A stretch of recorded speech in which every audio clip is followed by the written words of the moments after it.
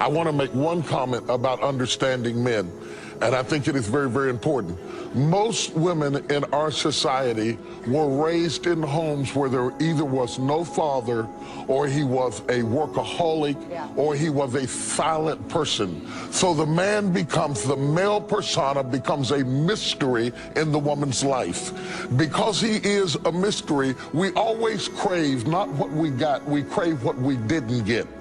So in that craving need, because you were designed to have certain levels of fulfillment through relationship. We are sociological species. There is such an admiration that it leads to promiscuity, it leads to vulnerability, it leads to a lot of things. You can get a man easier than you can keep one, and this is why. One, you have been trained, when you get him, you don't understand him because you think he is another kind of woman. Yes. You talk to him like he is your sister. You handle him like he is a woman wearing a suit. And you are expecting him to love you in the language that a woman loves you. And that is not how we communicate. That is not how we communicate. You think that because we love differently, we don't love equally. Wow. Different does not mean lesser than. We are made to be different. We are not just different biologically, we are different psychologically, we are different emotionally. And what has to happen, there has to come a healing and a deeper understanding so that we become bilingual enough in our communication that you begin to understand that because he doesn't love in your language doesn't mean that he doesn't love at all. I want to say one more thing. I've got a 2-year-old grandbaby at home. She walks around the house dragging a doll all the time. She's already got a cookware set. At 2, she is practicing to be a wife and a mother.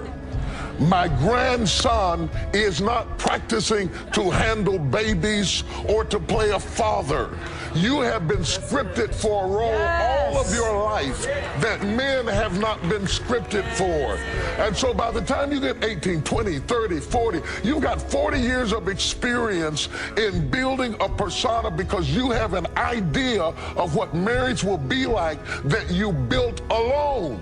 Wow. You didn't build it with us, you built it by yourself. And then you want to bring us in like you brought Ken into Barbie's dollhouse to fit your idea. We are different, we love differently, we have deep emotions, we have deep compassions, and basically, if you can understand men, we are really quite simple.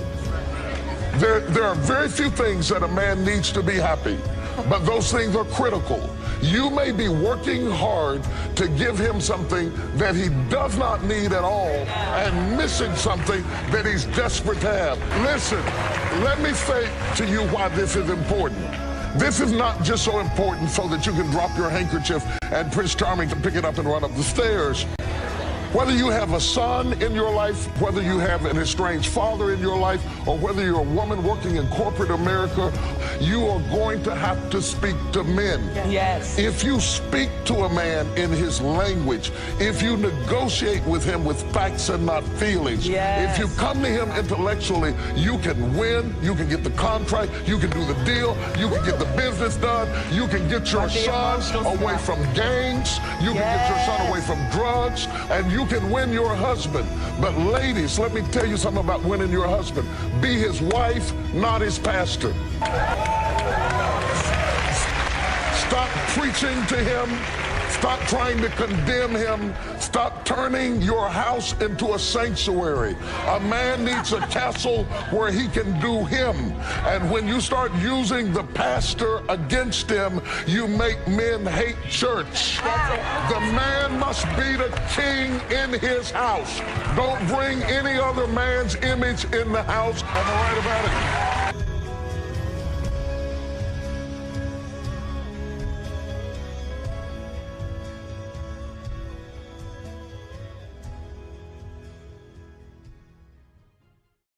What they don't understand is that even when you are expecting something good to happen, it costs you something.